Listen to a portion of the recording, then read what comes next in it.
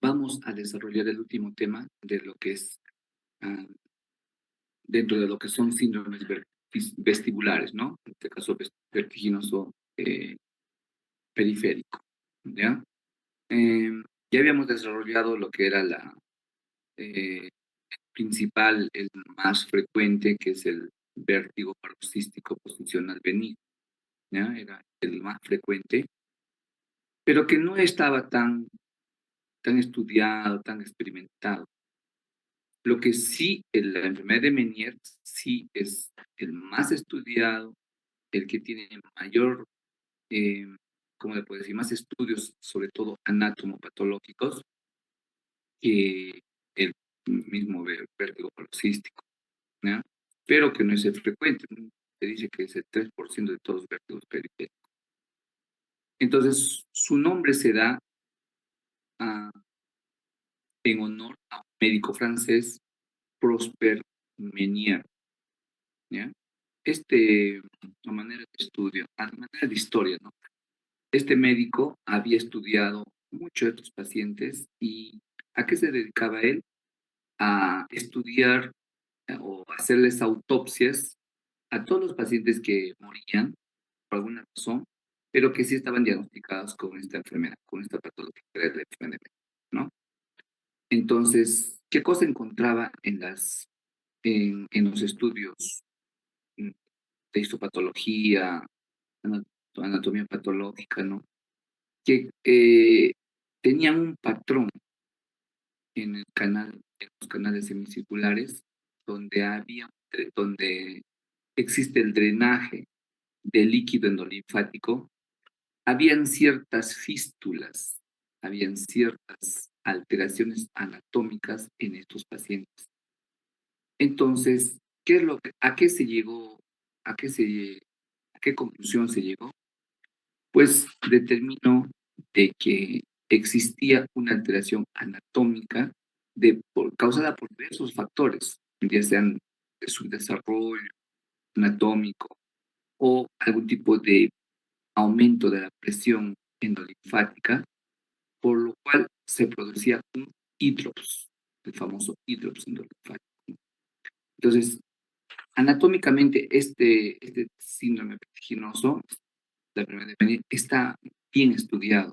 Justamente a eso ha querido llegar y estudió pues a muchas personas que fallecían y que también tenían la enfermedad.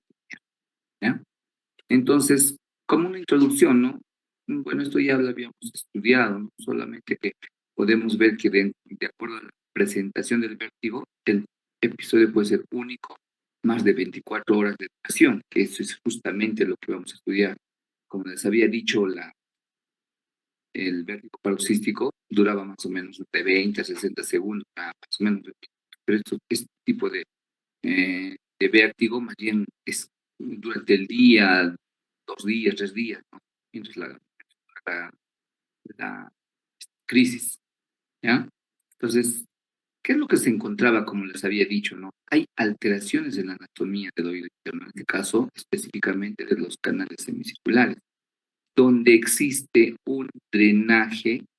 Siempre, bueno, se acuerdan los chicos que han hecho rotación, se hablaba del Meniere, ¿no? Eh, para hacerlo sencillo, para no estar metiéndonos mucho en términos anatómicos, ya que ustedes dicen, bueno, anatómicamente, anatomía ya no lleva, pues, ¿no? Lo que quiero decirles es lo siguiente, no es que, no es que se, a ver, sino, no es que se produzca un exceso de endolina. Lo que pasa es que hay una cierta cantidad que se produce y cierta cantidad que se debe hacer absorbida.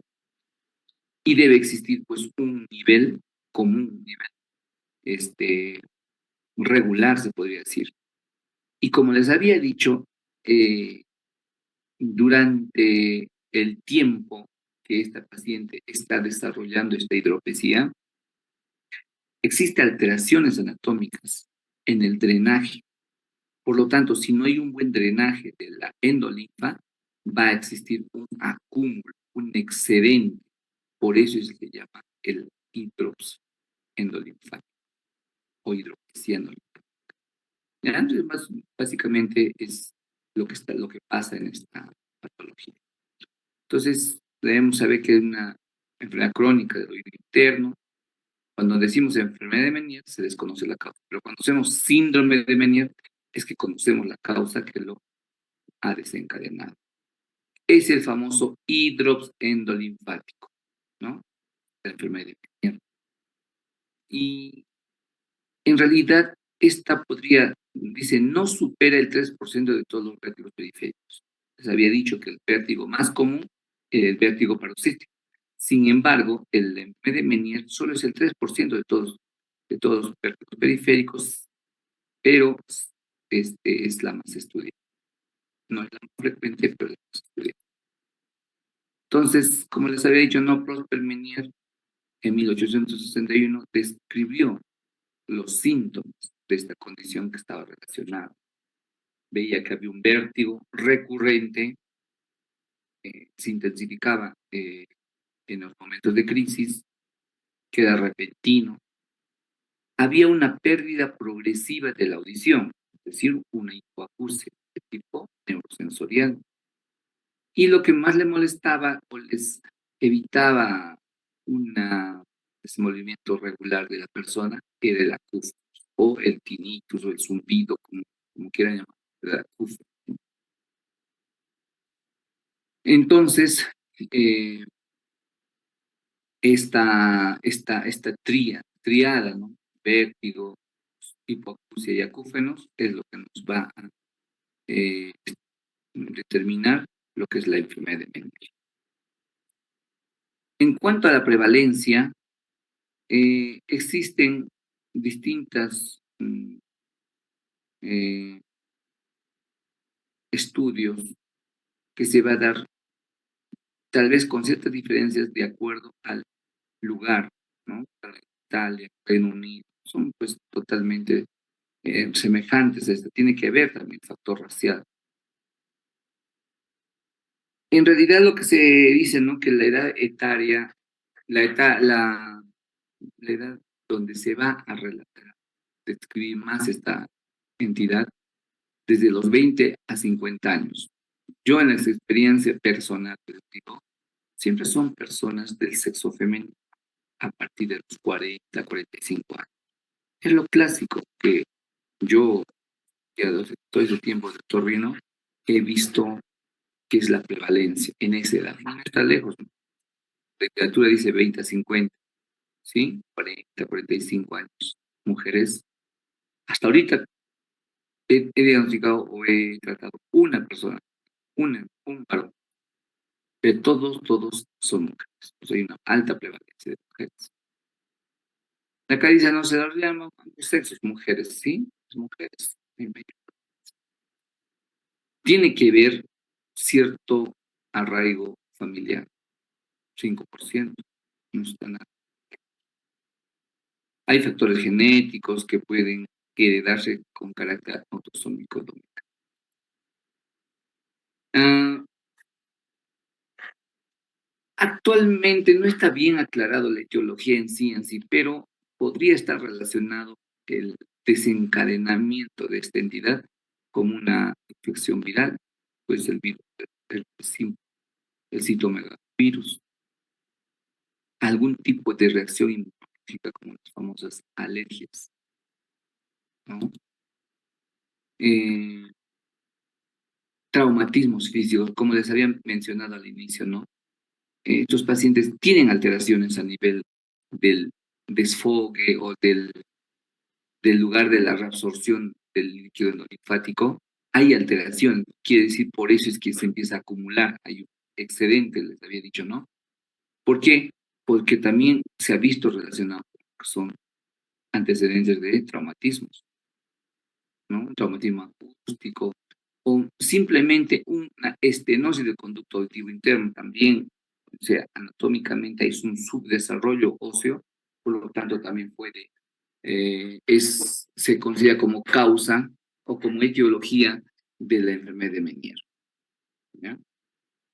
Insuficiencia estrogénica, trastornos vasculares relacionados. De acuerdo a la anatomía patológica, nuevamente, como les había dicho, ¿no? El aumento de la cantidad de endolinfa va a originar una hidropesía, ¿no es cierto?, del conducto coclear, utrículo sacro, quiere decir que va a haber alteración en el equilibrio. Ustedes saben que la alteración en el utrículo sacro son la aceleración lineal, ¿no?, el equilibrio lineal. Y va a existir una dilatación de los conductos semicirculares, que ya, bueno, ya se mencionó, ¿no? Es la famosa hidropesía endolinfática. Algunas alteraciones anatomopatológicas, también existe un acueducto del vestíbulo más corto, ¿no?, anatómicamente podría estar estenosado, adelgazado, y el conducto del saco endolinfático es de menor calibre, ¿no? Por eso que existe, ¿no?, una obstrucción por la fibrosis o compresión ósea. La mastoides, por ejemplo, suele ser de menor tamaño en estos pacientes, ¿sí? Algunas impresiones, alteración o dilatación del laberinto membranoso, ¿no?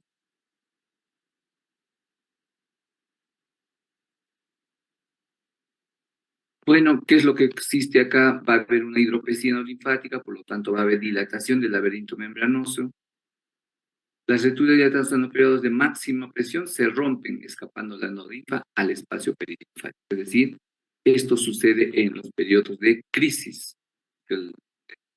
Tiene crisis, tiene latencia. Las roturas cicatrizan o bien permanecen abiertas a modo de fístulas. Existen fístulas, es importante. Y el deterioro del órgano de corte, ¿no?, progresivo.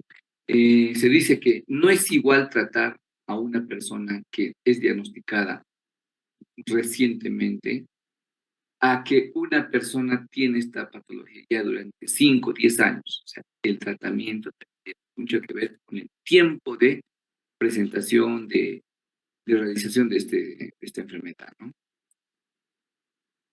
La membrana de Raynaud puede ser elongada, ¿ves? Alteraciones anatomopatológicas, ¿no? Existen dilataciones, elongaciones, ¿no? Acá más algunas imágenes. Veamos cómo es el cuadro clínico de la enfermedad de Meniere. La tríada clásica, ¿no?, descrita por Meniere. ¿Qué les había dicho? Hipoacusia, acúfenos y vértigo. El vértigo, espontáneo, recurrente, va a acompañarse de hipoacusia neurosensorial y es, además de acúfenos. Por lo general es unilateral, pero puede que un 10% sea bilateral. Realmente es unilateral, es un solo lado, en este caso de la hipoacusia. La secuencia típica, ¿cuál es la secuencia típica? Primero el paciente dice, doctor, siento una sensación de plenitud óptica. ¿Qué significa sensación de plenitud? Sensación de tapado, de opresión en el oído. Por lo tanto, posteriormente va a producirse una hipoacusia o va a empezar a agravarse la sordera. Y existe también aumento de la intensidad de la curva. Los pacientes suelen, no es compatible incluso con la vida en pacientes muy agudos. El paciente se siente desesperado. Hay que dar un tratamiento sedante inmediato para que pueda sobrellevar las etapas de crisis. Ya, y el vértigo, ¿no? Puede estar acompañado de complejo con cortejo vegetativo, ¿no? Náuseas y vómitos. Entonces, el vértigo, ¿qué es? El paciente puede venir por ese motivo, doctor, siento vértigo, ¿no? Entonces, nosotros conversando, viendo los antecedentes, viendo el, el comentario de su sintomatología, podemos descartar una enfermedad de Meniere. Entonces, puede ser motivo de consulta. El paciente viene por el vértigo. El 75% causa cuadro vertiginoso de aparición brusca. Eso es cuando debutan, ¿no? Pero no duran más de un día, 2 días. Puede haber aura, así como como síndrome, este, se llama patología neurológica, las famosas epilepsias, tiene su aura, ¿no es cierto? Igual también puede tener aura. El paciente dice, no, siento que me está empezando el acúfeno, ¿sí? Me está empezando el vértigo. Entonces se da cuenta, hay una preparación del paciente y bueno, puede ser un buen recaudo, ¿no? Que el vértigo es intenso en algunas ocasiones. Y la intensa sensación de rotación, ¿no? Siente que se va a marear. Y podría haber náuseas, vómitos, incluso el distrés. Luego que ha desaparecido el episodio, queda una situación de moderado equilibrio e inestabilidad en la marcha de una vez el doctor. Ya no tengo acúfeno, no siento mucho mareo, pero siento desequilibrio. O sea, el paciente queda como que inválido por unos 3 días, hasta 10 días, dice. Entonces hay una marcha desequilibrada en la edemenia. Hemos hablado del vértigo, ahora vamos a hablar de la hipoacusia, en este caso hablando de venir, ¿no? Ese tipo de neurosensorial, una vez más. A ver, chicos, ¿alguien se acuerda de una señora más o menos que edad tendría sus 30, 35 años, no tan, de una estatura un poquito alta? Creo que la semana pasada y hace 2 semanas también vino, que había perdido la audición. Pero ella aduce de que, bueno, uno siempre me escuchaba y el otro lado, al que yo le encontré solo ser humillo, no le dije que era la causa esa de su sordera, simplemente para hacer un procedimiento como y todo eso siempre se debe hacer lavado, ¿no? Yo le preparé todo y viene, ahora sigue viniendo al seguro diciendo de que por haberse realizado el lavado de oído que yo le había realizado, perdió también el otro oído. Entonces es un poco como que nos deja la duda, ¿no? Ya, si bien es cierto, sí podría pasar, ¿qué puede haber pasado? Que yo le he hecho con tanta fuerza el lavado que él haya perforado el tímpano. Y si hay perforación, puede bajar la audición. Eso puede ser una causa. Pero su tímpano está indemne, le he hecho la audiometría, los chicos, acuérdense, con ustedes hemos hecho, ¿no? La audiometría nos ha mostrado una hipoacusia neurosensorial. Entonces, con un lavado de oído, pues tú no puedes alterar la funcionalidad del oído, del nervio auditivo.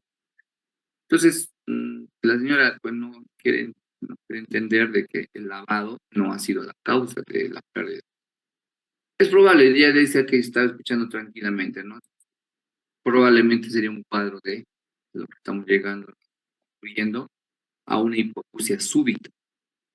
¿Qué podría ser la causa? Que la señora también es un poquito ansiosa y pues no, mm, el tratamiento que le estamos dando también para ella no es efectivo. Hay que continuar.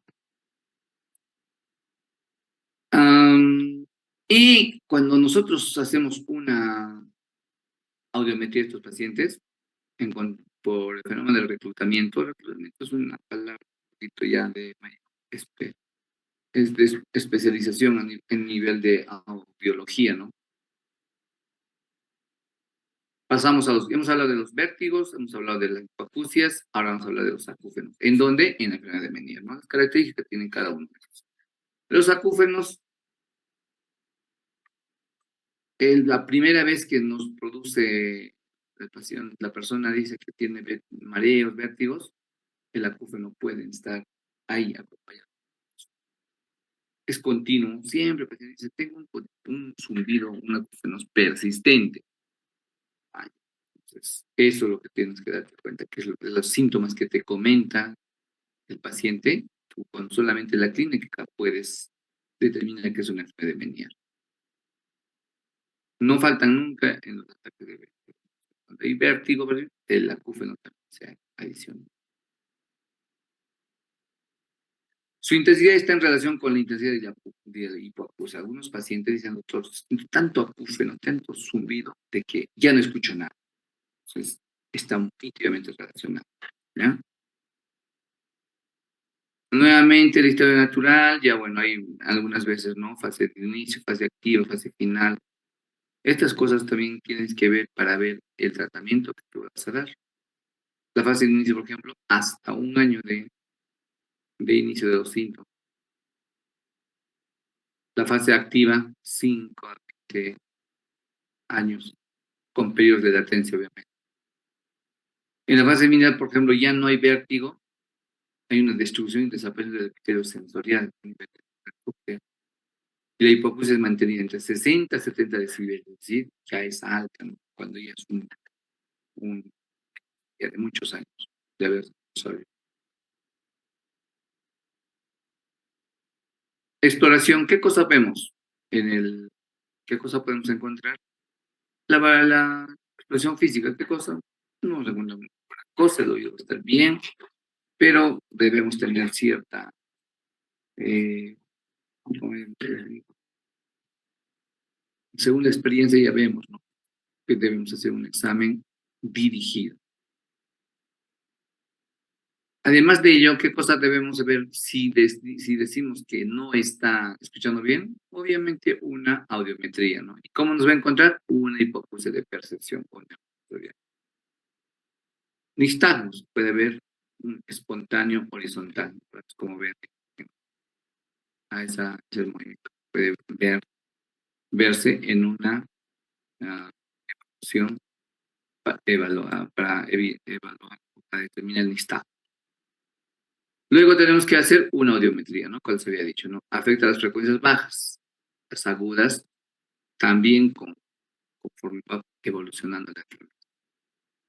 Y va a haber en un momento de que ya son 5 o 10 años de haberse diagnosticado, va a existir una pérdida en todas las frecuencias, a predominio incluso de las frecuencias agudas. Primero les había dicho, ¿no? Los graves, pero no, ya es en los agudos, posteriormente. Y acá, por ejemplo, hay una audiometría en una enfermedad de Meniere, miren, agudos, claro, agudos, graves, frecuencias agudas, casi hay una en todas las frecuencias. Acá más como exploramos, o sea, a las pruebas calóricas también podemos ver para denotar una hiporreflexia del afectado.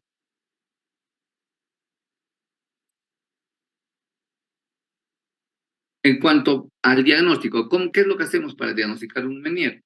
La clínica, lo que nos menciona, cómo se presentan los vértigos, los acúfenos, la hipoacusia. Clínicamente podemos estar diagnosticando ya, pero para hacer, tenemos que hacer una audiometría por lo menos, ¿no? Para determinar qué grado de hipoacusia presenta.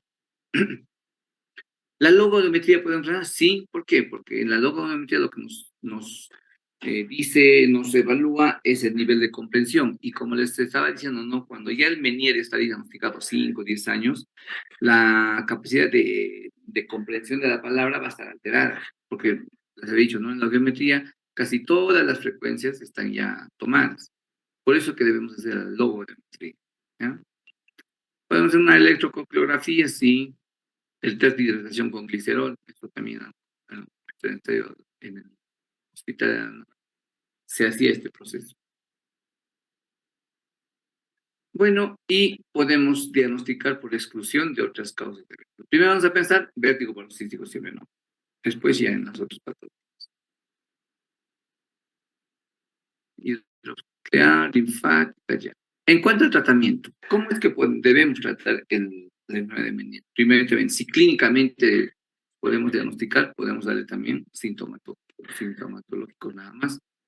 Solo en el periodo de la crisis podemos actuar con todos los sedantes. Si está en periodos intercríticos, solamente hay que evitar que vuelva a suceder las crisis nada más, ¿no? ¿Qué cosa podemos darle dentro del tratamiento médico? Antieméticos, nuestro dimenigrinato es el favorito ahí, ¿no? Sedantes, ansiolíticos. Hay que dar tratamiento porque el paciente se siente súper estresado, hiperactivo. O sea, feo es ver a un paciente con su estado de crisis de la enfermedad de Meniere. Antieméticos, ya les había dicho, el clorhidrato de la betahistina. Chicos, habrán escuchado, yo siempre indico betahistina, los pacientes con vértigo, pacientes con Meniere. La betahistina de 24 miligramos. Acá, bueno, es un vasodilatador, sí. De 16 miligramos. Yo indico normalmente de 24. Me va bien hasta ahora. Algún diurético, sobre todo en la etapa de las crisis. la hidroclorotiazida como diurético, que regula el medio interno, podemos dar unos 50 miligramos al día. Una crisis del Meniere puede desencadenar una alimentación copiosa. Se puede, se puede desencadenar una crisis, ¿no? Si estamos restringiendo o estamos mencionando de que una comida rica en medicamentos, qué sé yo, desencadenar una crisis, por lo tanto hay que tener mucho cuidado y entre los pacientes restringir, ¿no? La cantidad de sal, de café, chocolate y obviamente la nicotina. Simplemente debemos indicar al paciente que si el paciente tiene una buena dieta, sobre todo vegetal, nutritiva, va a disminuir la frecuencia de las crisis. ¿Puede haber una terapia intratimpánica? Sí, siempre les he dicho, ¿no? Un inyectable directo a la timpánica. ¿Hay tratamientos quirúrgicos? Sí, se puede ver. Pero les va a que no responden los pacientes a los tratamientos típicos y que está en desmedro su salud. Puede haber una cirugía destructiva, sí, una laberectomía. Una cirugía conservadora, drenaje del saco endolinfático. La neuronotomía selectiva de la rama vestibular. Entonces, estos son tratamientos quirúrgicos cuando el tratamiento médico no ha surtido efecto. ¿No? La laberectomía. Y bueno, eso es con respecto a la enfermedad de Meniere. Podemos hablar sobre algo de la neuronitis vestibular. Esta también es una emergencia, ¿no? ¿Qué es lo que causa? Igualito que el Meniere, ¿no? Puede ser virus, sí, virus de la gripe, virus de la herpes simple, tipo 1. Y eso es todo. Bueno, acá la neuronitis es una alteración muy intensa, ¿no? En donde las crisis de vértigo son muy, muy, muy invalidantes. Son invalidantes, que duran más de 24 horas, el paciente no puede hacer movimiento brusco, tienen que sedarlo para que por lo menos pueda hacer algún tipo de movimiento. Impide la deambulación, el paciente no puede caminar cuando está con su vestibular. Y eso sería todo, chicos, con respecto a lo que es la enfermedad de Meniere y la neuronitis vestibular. El más estudiado es la enfermedad de Meniere y la neuritis vestibular es una emergencia otorrinolaringológica porque es incapacitante, se presenta así como una sordera súbita de un momento a otro, pero que sí puede estar escanado o puede estar relacionado con una infección viral, ¿no? O virus que podría haber relación.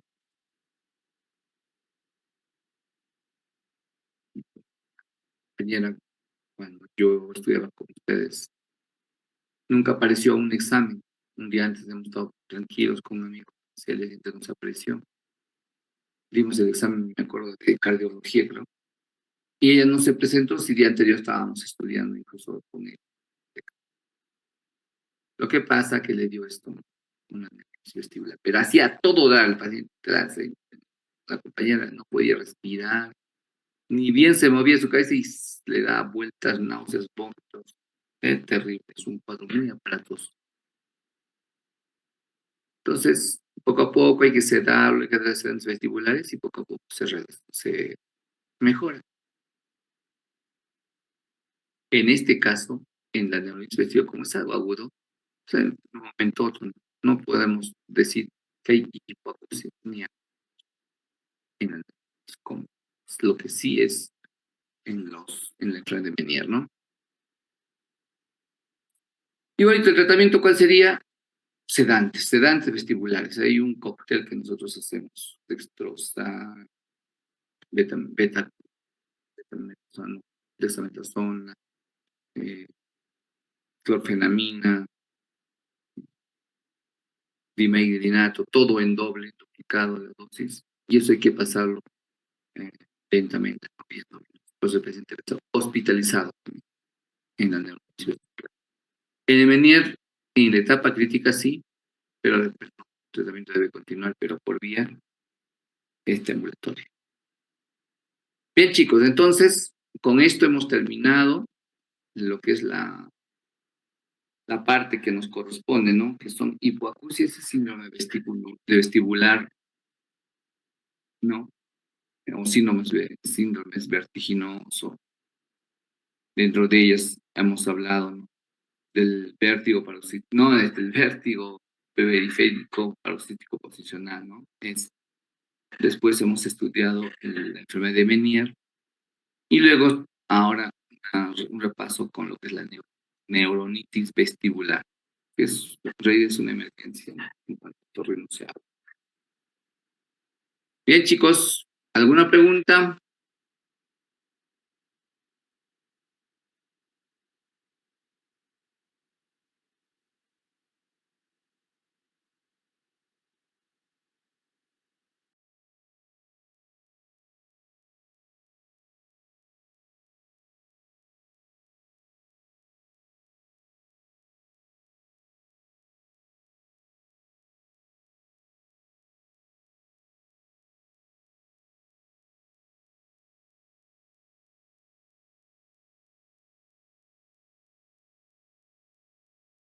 Y se cortó todo.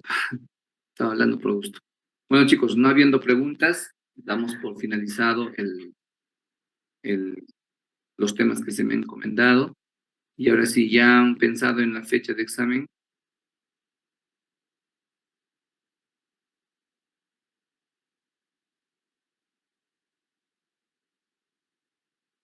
Nada. ¿Tienen nada pensado?